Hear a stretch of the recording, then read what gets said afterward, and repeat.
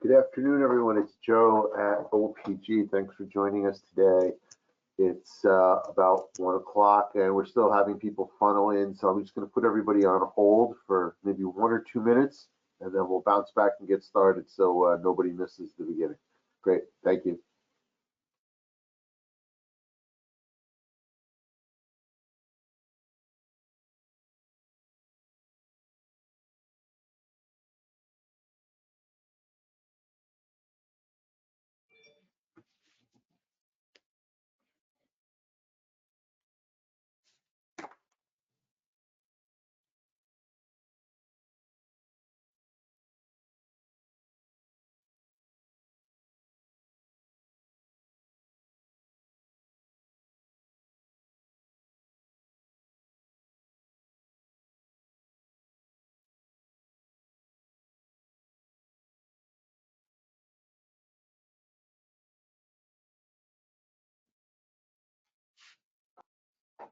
Okay, it's Joe again. I think we have a good percentage of the group that registered joining us. I think it's okay to kick things off.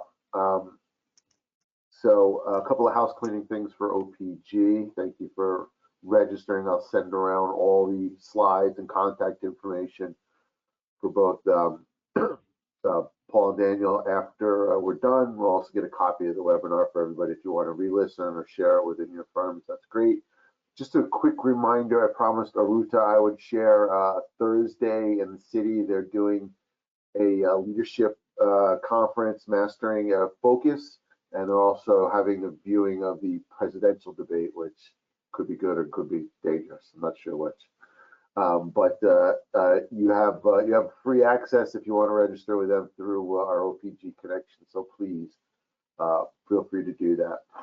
So we've got Maples Group with us today, which we're very happy that they've taken their time to prepare and come to this. They're a very well-rounded and well-known global presence. Obviously, they do legal services, fund services, regulatory, dealing with Cayman and US and many other global jurisdictions, as well as fiduciary services as well. And so today we've got the pleasure of having Daniel Grugan, who's a senior VP in Delaware, and then also Paul Young, who is a senior vice president in the Cayman Islands. And they've got some really good topics that, including the CTA and some other issues that I think would be great for everybody to catch up on, or maybe think about that they haven't prior. So I'm going to throw it over to you guys. Also, listeners, if you have any questions, use the question box directly in your GoToWebinar platform. If I see them, I'll throw them out to the Maples gentlemen to address. If not, we can certainly do it after we're done with the session. So I throw it over to you guys. Great, thank you, Joe. Yeah, just real quick, we'll just pop on the next slide and we'll just go through and give a very high-level overview of the agenda. So really the first half is going to be related to the Corporate Transparency Act, which came into effect this year in the United States. Then I'm going to pass it off to my colleague, Paul, to take you through some accounting-related matters and topics, including the Cayman annual returns, BVI financial returns, scalability of financial statements, and then the LEI, or legal entity identifier updates. So with that, I'm just going to quickly pass it off to Paul to introduce himself, as well as the Maples Group. Thanks, Dan. Hi, everyone. My name is Paul Young. I'm a Senior Vice President in the Cayman office. Just want to tell you quickly a bit about the Maples Group and the services we offer before we dive into the kind of hot topics we're talking through today. So the Maples Group is made up of Maples & Calder, the legal firm, and Maples FS, the fund administration and fiduciary services firm. The Maples Group operates in 16 jurisdictions around the globe, and we are based in all the financial hubs in the Americas, in Europe, in Asia, and in the Middle East.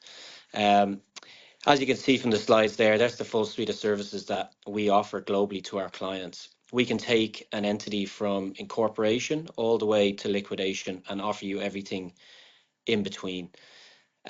So myself and Dan are going to talk through some hot topics that we're both going through in the Delaware and the Cayman offices. And first, I'm going to pass you back to Dan, who's going to introduce you to the Delaware office and take us through the CTA. Great, thank you.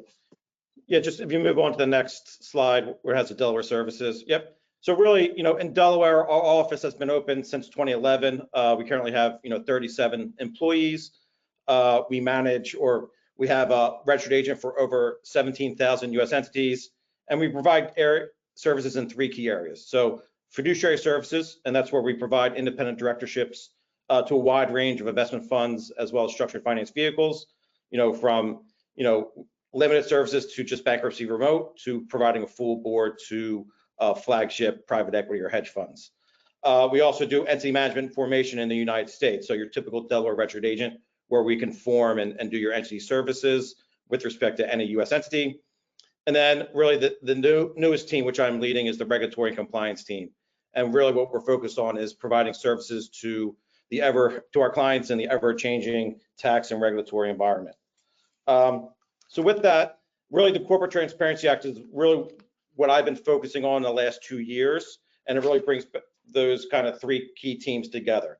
And really, essentially what the CTA is the new beneficial owner regime that came into effect on January 1st, 2024. And the intention for it is to really strengthen the U.S. efforts in bringing the U.S. into compliance with international anti-money laundering standards. I'm sure as many of you are familiar, just disclosures around who owns or controls the entities in the United States is a little bit behind most other global jurisdictions. And what this is intended to do is really just bring us up to speed and bring us in line with really what most other global jurisdictions are used to.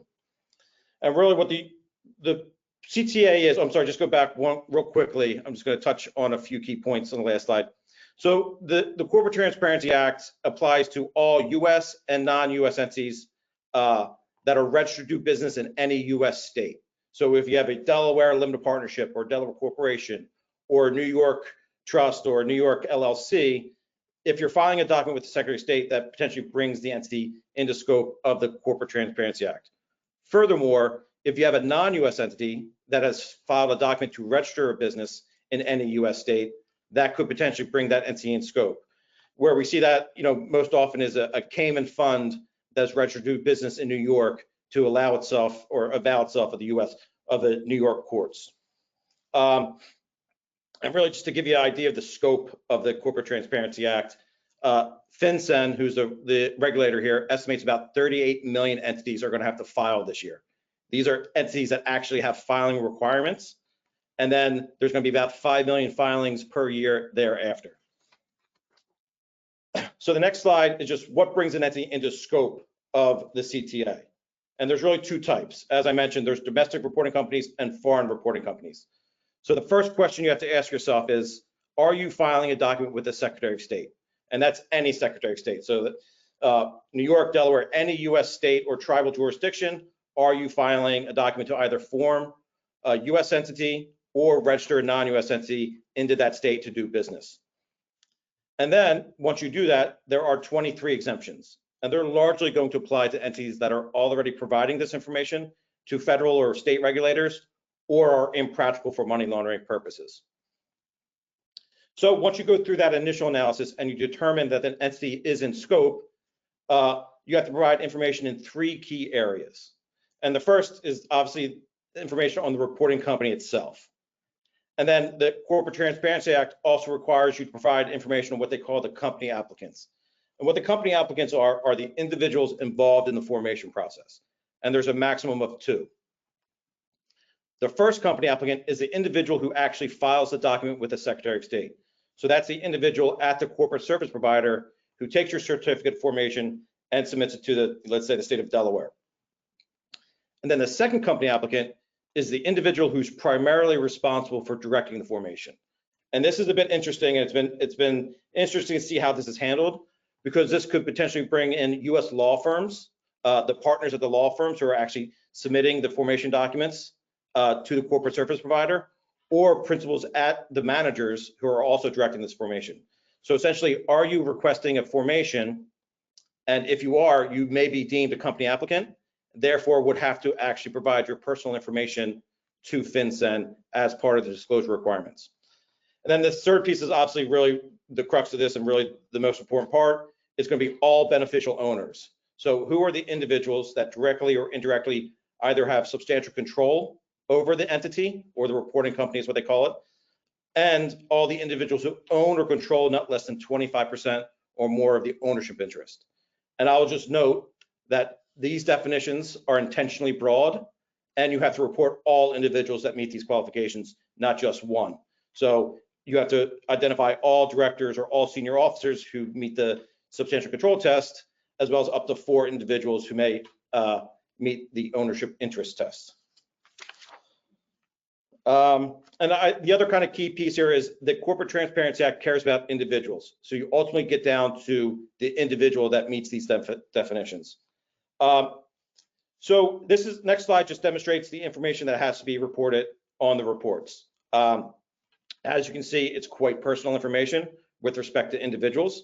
But let's just first touch on the reporting company. So you have to report the full legal name of the entity, any and all trading or doing business as names, a U.S. street address, so it actually has to be a U.S. address, the jurisdiction of formation, and an IRS issued TIN. And what we've seen with the TIN requirement, their IRS issued TIN, is for entities that are disregarded and don't actually obtain their EIN in the past, or their own EIN in the past, are now actually having to go out and obtain one simply for this requirement, which the IRS limits the issuance of TINs, especially employer identification numbers. So that's something to be mindful as we approach the deadline that I'll get into in the next slide. But just getting here, just the company applicants, as I mentioned, there has to be 2 if more than one individual is involved in the formation process. And the information they have to provide there is very similar to the beneficial owner, but your full legal name, your date of birth, your residential address, and then a unique ID from either a passport or government issued ID. So this is very personal information that you are now required to provide to the US federal government. And the other thing I'd like to note here too is once you file your initial report, so the entity's in scope and you actually have to file, should any information change with respect to the reporting company or any beneficial owner, or you have a change in beneficial ownership, that is all reportable within 30 calendar days. So how are you monitoring this information is going to be key in the world of the CTA. And then this last point down at the bottom is individuals can obtain what they call a FinCEN identifier. So in lieu of providing your personal information on these reports, an individual can go in and apply for, essentially provide this information once. So I have a FinCEN identifier. I went into the FinCEN system, provided my full legal name, date of birth, my residential address, and my passport. Now I can provide that number on the beneficial owner reports where I'm a beneficial owner. So it just gives you a little bit more security. However, there's 2 major drawbacks. The first one is now the responsibility to update and the fines move away from the reporting company to myself. And then 2, there is currently no deactivation process. So essentially that obligation is indefinite. However, FinCEN is reevaluating that and may put in a deactivation process.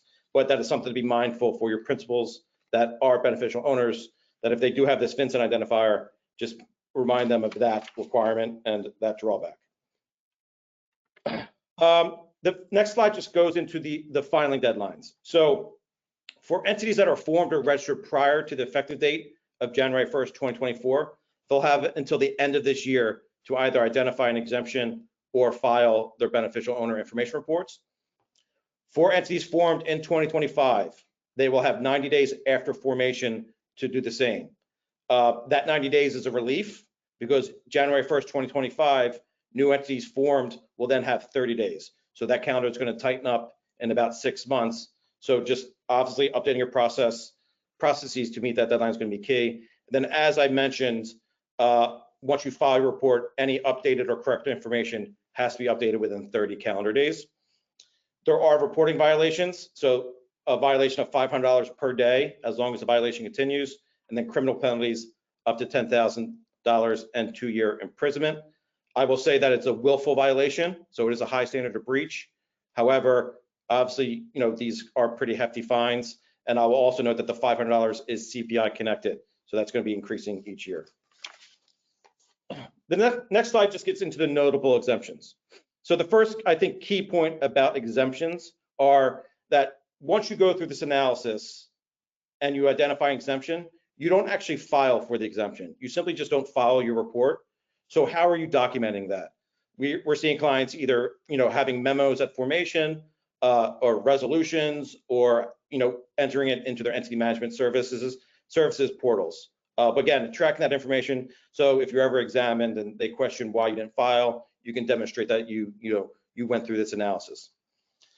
But these notable exemptions are going to be, entities that are, as I mentioned, already providing this information or already regulated or are impractical for money laundering purposes. So as you can see, it's publicly traded companies, banks, large operating companies. The threshold for large operating companies is going to be more than 20 employees, operating presence in the United States, and more than 5 million in gross receipts in your previous year's tax returns. SEC registered advisors, venture capital advisors. And then the one exemption I really want to focus on here is the wholly owned subsidiaries of certain exempt entities. So if an entity is ownership interest or owned or controlled by one of the exempt entities, that they can avail themselves of a subsidiary exemption. So those entities themselves are going to be exempt.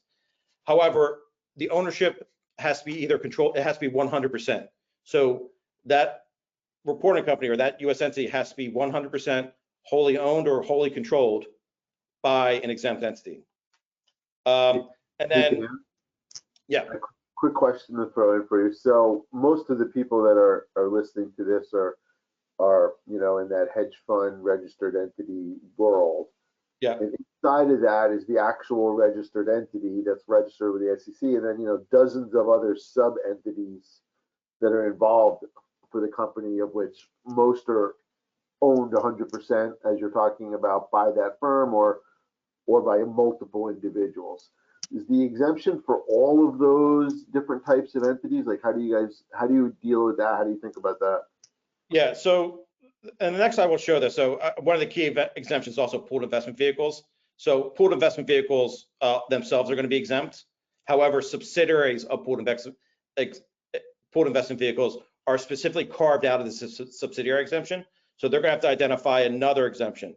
So what we're seeing is that because most of the registered investment advisors control a lot of the sub entities, that they're availing themselves of that subsidiary of a registered investment advisor exemption. However, I think the key is you're going to have to go through that, and they're going to have to go through that on a case-by-case basis. Does that registered investment advisor actually own or control 100% of the ownership interest? And what we're seeing is that maybe some joint venture entities or some entities that may, on the private equity side, that may sit above the portfolio company but below the fund, may not necessarily meet those definitions. And that's where we're seeing that a lot of entities may have to file. Got it. And then this last point here is, if you are exempt and throughout the life cycle of that entity and you fall out of the prescribed exemption or any other, you'll have 30 days to make your initial filing. So again, how are you tracking that information? Next slide here is real quick, just one more. Yeah, so this just gets into the pooled investment vehicle exemption I was speaking about. So really there's three key questions you have to ask. Are you a 40 Act fund, or are you a private fund under 3C1 or 3C7? And is the entity listed on your Form ADV? And then the last one is that entity advised by one of the exempt entities? So does it have a management agreement in place? Is it on your, is it on your Form ADV? Is essentially what you need to kind of determine to qualify for that pooled investment vehicle exemption. Then also, as I noted, subsidiaries of pooled investment vehicles are not exempt, so you have to identify another exemption there. And then there's a special reporting rule for foreign pooled investment vehicles. So the example here is, let's say you have a Cayman fund, it qualifies as a private fund. However, it needs to register in New York to do, because of a lawsuit, or wants to avail itself of New York law, and you register in New York by filing a document with the Secretary of State. While you're a pooled investment vehicle, there is a special rule that requires you to still disclose one control person. And that's specifically carved out for foreign pooled investment vehicles. The next slide just kind of gets into the next, what to consider now. So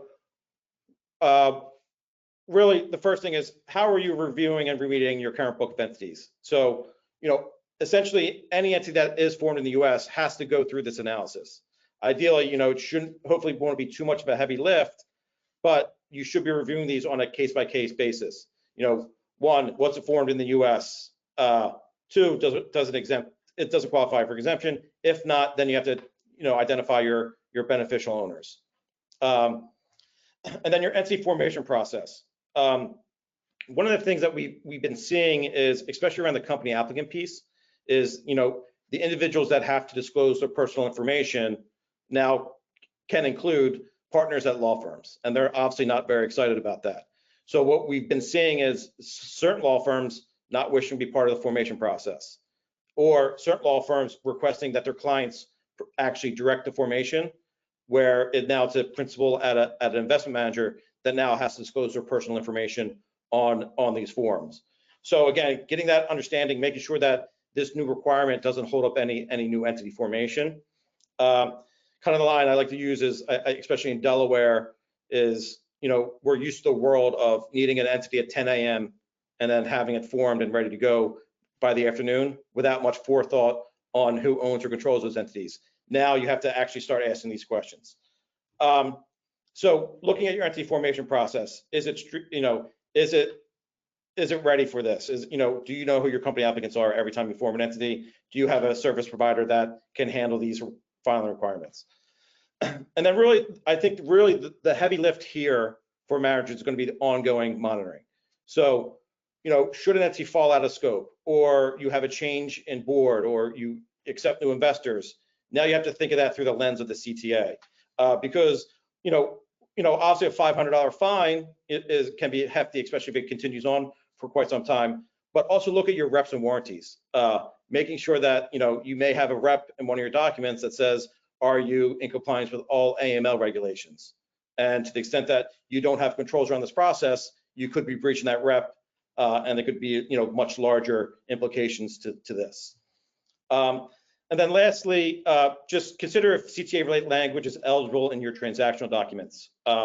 We're seeing some language added to our agreements, as well as do you need disclosure, disclose this to your potential investors in the unlikely circumstances that they're the last investor and ultimately have 25% or more of the ownership at the end of life. Just consider that with your U.S. counsel of what language is actually required.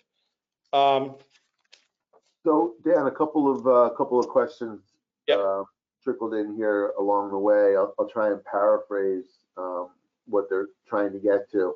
So a lot of us, as in hedge funds, don't have a huge amount of volume of staff, especially on the business side, smaller. How are you guys recommending that those types of firms go about, putting together all of the parties that need to be involved in this to approach it in some rational way? It's a heavy lift sometimes, all of the different things that are hitting. Yeah, and we're seeing that quite often, especially with middle market and smaller managers, is they don't have the back office support.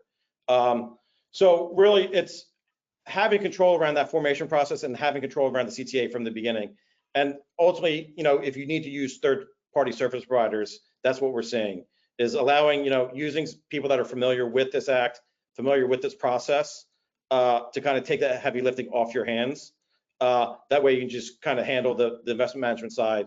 And as these regulations keep kind of piling up on one another, it's kind of gets a lot of our managers away from their core functions. But it's honestly, it's having, what we're seeing effective is having kind of good protocols in place from the beginning at formation, and then just having a kind of standard set protocol of who your beneficial owners are, who your company applicants are, and if that's streamlined at formation, then you should be ready. Now it's 90 days, but ultimately it's going to get down to 30 days. Got it. Thank you. I think the next slide. And also what we're also seeing kind of on that point, Joe, is when we're having these discussions about who their beneficial owners are, a lot of the conversations are like, oh, well, our U.S. counsel has all of our documents. So this is a good opportunity for managers to get their corporate records in order, because this next slide will show beneficial ownership is not going away in the United States. So it can be a pretty expensive process if if you have your U.S. counsel maintaining all your U.S. records, is potentially having an entity service provider kind of step in and do that for you. But just a scary comment out of all of the slides. 500 a day for not realizing you're not doing something can really add up.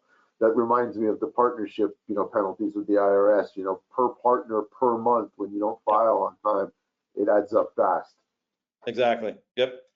So just want to kind of give you updates generally about beneficial ownership. So National Small Business United versus Yellen. So in February, the Fifth Circuit ruled the Corporate Transparency Act was actually unconstitutional. However, the obviously FinCEN is appealing this, and the relief was only granted to the plaintiffs. So it's very much business as usual, and that's what we're seeing with our clients. Is while this is on the back burner, they do very much they're filing, in accordance with the CTA, even though this case is out there. But we're also seeing that individual states are putting their own beneficial owner regimes in place. So New York has one for LLCs, Pennsylvania has one coming into effect in 2026. California's going to, it's passed its house, and they may put another one in for California entities. So just understanding that, while this case is out there, states are starting to roll these out as well. And then also FinCEN and the SEC are also putting out rulemakings or proposed rulemakings requiring private advisors, investment advisors, RIAs, and EIAs to put in AML protocols as well as customer identification programs.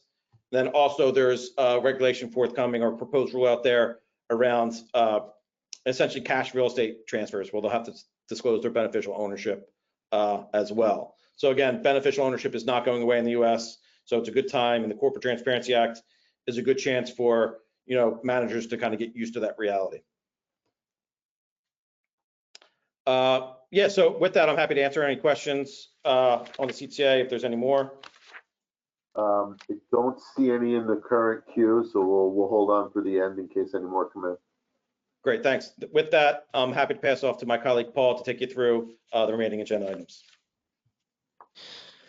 Thanks a million, Dan. We're just going to now switch focus and talk through the Accounting, Tax and Agency Services team. So I'm going to quickly give you an overview of us on a global scale, and then switch focus over to the Americas team, which I'm part of, and talk through the kind of topics we're seeing in the industry right now.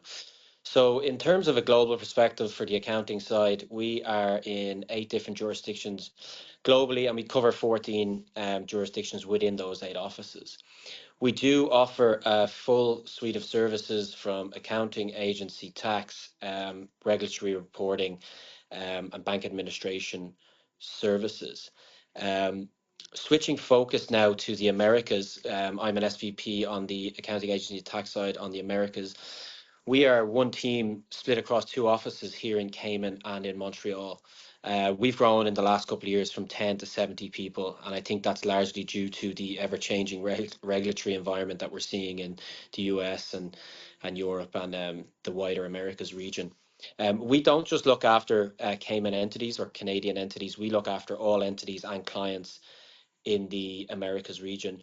The thing with our team is we're all ex-Big Four CPA qualified accountants, so we do have that kind of expertise that our clients are looking for when we're offering our accounting and financial reporting services.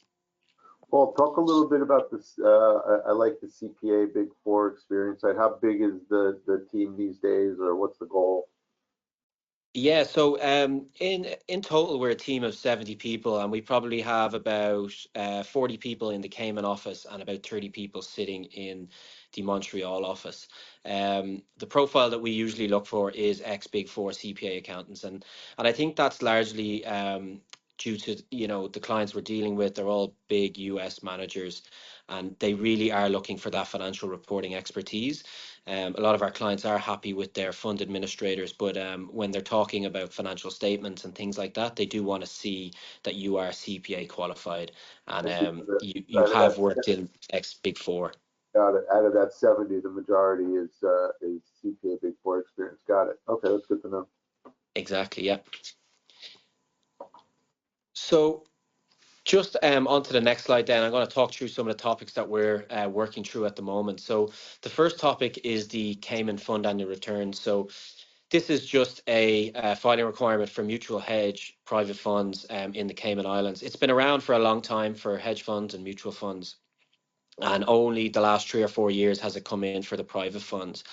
The deadline for this is 6 months after the reporting period end, which is largely for most managers 30 June. So we are in that last week of getting these fund annual returns finalised. Our team decided to open up this service line when the private funds got captured under this regulation with SEMA, the regulator down here in Cayman. The difference between the mutual side and the private side is the auditor has to be the one to file on the mutual side, whereas on the private funds under the regulations, the administrator can file. And that's when it gave us an opportunity to enter into this space. So we decided to build out this service line. And we also do look after mutual and private, but mainly on the private side, we have majority of our clients. We'll control this process from start to finish. We'll work with our legal firm, who is normally the registered office for these funds, and we'll make sure that all of them are captured, what are in scope are captured on our list. We'll work with our clients. We'll offer training and guidance to their team. If they have any turnover in the team, we'll do that every year. And we'll also provide templates for the managers to give us the information, just to make it as simple as possible to meet this filing requirement. We're very aware that everyone's extremely busy in March, April, so a lot of the information comes through in May. So May and June is a big push for us to get these fund annual returns over the line. I think a lot of the managers we've been working with so far are really happy with the service we're offering. I think they're already stretched as it is in the internal finance and compliance team. So being able to outsource something like this that they're not too familiar with, it's a Cayman regulation. So when Maples came in, they kind of jumped at it. And we now look after 2,200 funds on behalf of our clients. Just jumping into the next slide, then we have a new regulatory return coming up this year, which is the BVI annual financial return. So again, just the ever-changing regulatory environment we're seeing in all jurisdictions. The BVI have now gone and changed their Companies House laws to say that every entity that is incorporated or registered in the BVI must now file an annual financial return. So this is effective 1 January 2023. So the first reporting period deadline is 30 September 2024. So we are currently now working with a lot of our clients to make sure that if they are in scope of this regulation, that they have the books and records available, or if they don't, that they're reaching out to our team so we can make a proposal to prepare these, if they know how to file, when to file, and everything in between. So our registered office and our legal counterparts, Maples and Calder, in the BVI have built a portal. So any entities that are registered with M&C in the BVI, we can now file those annual returns through that portal every year. So you don't need to file it with a regulator, you just need to file that return with your registered office or your registered agent. So this is a new regulation coming in this year. We are seeing a lot of our clients kind of coming in a bit later now, because once the fund annual returns and all the regulatory deadlines in Q1 and Q2 are over, we are expecting a big pickup in Q3 to get this one over the line in July, August, and September. But if anyone on this call does have any entities that are registered in the BVI and they don't already provide an annual return, i.e. they're not regulated, they're not filing taxes, and they're not in liquidation, you will likely be in scope for this regulation, and you will need to make sure that you file your books and records with your registered office before 30 September.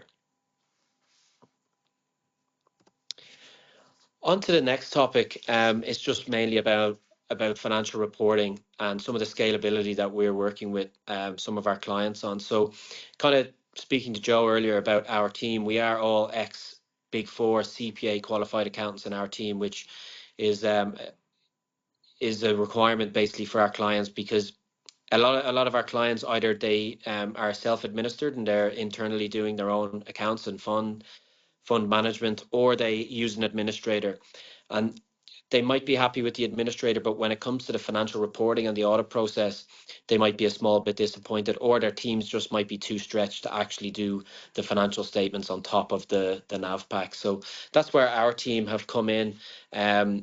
We work on hedge funds, mutual funds, private equity funds. We have 8 fund administration offices around the world in the Maples jurisdictions that our team then prepare the financial statements for all of those. We also work with managers that are self-administered, and we will take their internal nav packs, and we'll convert them into financial statements for them. The what the systems we kind of use is we largely started off back in 2015-16 using Word and Caseware, and we've now kind of evolved into a cloud-based reporting software called Workiva. It's a really slick tool with great reporting dashboards and slick kind of financial statement reports that come out. But the main thing is it connects Excel and Word. So you've got the Excel workings and you've got the Word document, which is the financial statement, and they link together within the system. So it completely reduces any kind of manual input required, and it eliminates kind of any errors that might occur when you're preparing these financial statements or making changes throughout the audit. That's pretty interesting. Yeah. Did you guys build it yourselves? Is it just an internal system then you built? No, so this system is off the shelf. Workiva is a financial statement service provider, and we purchased that system a couple of years ago. Now we have been working with Workiva over a number of years to kind of tailor the system that we have to make sure it suits the clients that we're working with. So the great thing with Workiva, we've spoken to a lot of managers who have tried and tested Workiva, but I don't think they fully understood the power that Workiva had. So they went back to their old systems. But what we're trying to do is coach our managers on how to use this system and the benefits of it. So one example of that is if you're a manager and Maples are preparing your financial statements, we can give you access to that platform. So you can go in and you can see all the funds that we're preparing financial statements for. You can see the progress that we've made. You can see the changes that we've made. Everything is tracked. And that's another important aspect in terms of the audit cycle. The auditors can see all the track changes made from last year to this year. So it is a really powerful tool in terms of that. It gives the managers a lot of comfort when they don't have the time to be jumping in on calls and checking in with Maples all the time on the status. They can actually log into their own platform with their own login details and see the progress that we've made to date.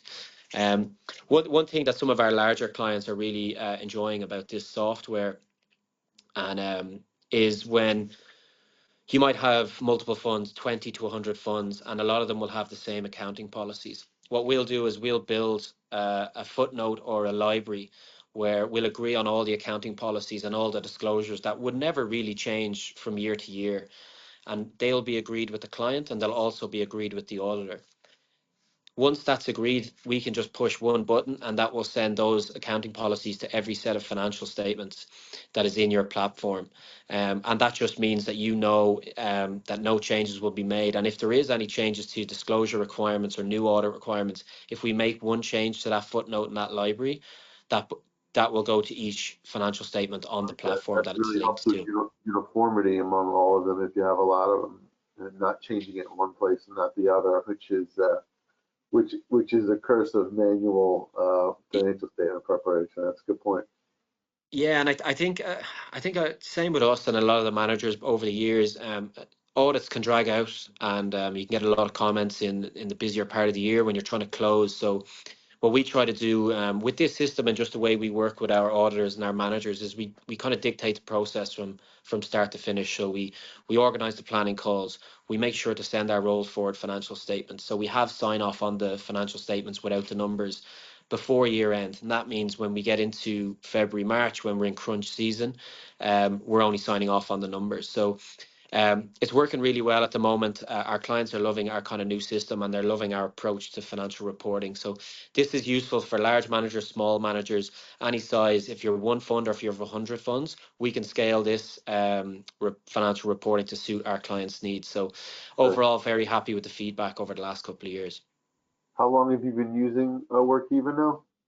We've probably been using it the last 3 or 4 years now, and we're getting more and more used to it, and our clients are getting more and more used to it. Like some clients would, they try it for the first period and then they'd want to go back to Caseware, but now they're more familiar in that platform and they're really enjoying being able to have their own platform where they log in and it's just theirs and their funds only, and they can see the progress. They can make changes themselves. So everything is tracked, everything is logged. So it's a really powerful tool. Especially among hedge funders, right? Change is hard to do, but sometimes Yeah, worth. All yeah, right. exactly. Exactly. But I think when you see the benefits of the amount of time and effort and the reduced audit comments, it quickly makes the managers kind of say, yeah, you know, we're onto something here. Let's continue with this process. Nice. So just on to the last topic I'm going to cover today, which is the legal entity identifiers. So this is particularly relevant for the hedge fund managers on the call today. So the legal entity identifiers, or LEIs, are required to basically trade derivatives. What we're also seeing nowadays is, given the regulatory environment that we're all facing, a lot of our clients just, it's a simple light touch way to have a public footprint for your company. So some clients are just getting it just to have that kind of public footprint, but largely it's required if you're trading derivatives. Our team picked up this service line about 5 or 6 years ago off some of our fiduciary colleagues.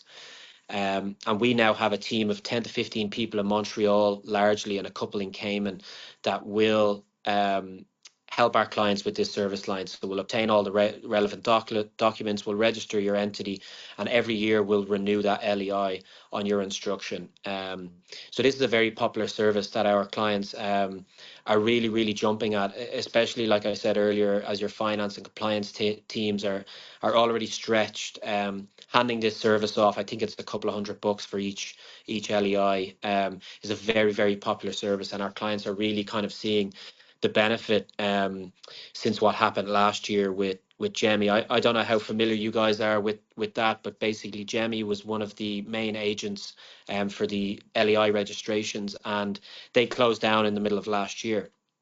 So we have over 3,000 LEIs all registered with Gemi. So we got a heads up that this was happening. So we were able to be proactive, reach out to our clients and let them know that, hey, your LEIs are going to be distributed to other agents around the world. We have no control of where they're going. They're just going to be distributed at random by Gemi. But we're going to go and we're going to collect all of them and bring them back under one roof. We decided to go with Bloomberg as our primary agent after a search for vendors and an RFP. We found that Bloomberg was the best fit for us and our clients. Our clients really appreciated that process. We had a couple of clients who rang us and said, why is my LEI in Germany? I need to renew my LEI tomorrow, but I don't know where it is. So our team had a busy summer last year collecting all those LEIs on behalf of our clients and bringing them back under one roof and making sure that we were back on track and all the renewals were happening on time. So if this is something that you are finding that it's too challenging to keep track of, or you're forgetting to renew each year, or you just want to get it off your plate and have peace of mind, this is something our team, like I say, we're doing over 3,000 of these, so we'd be delighted to talk to you about this service.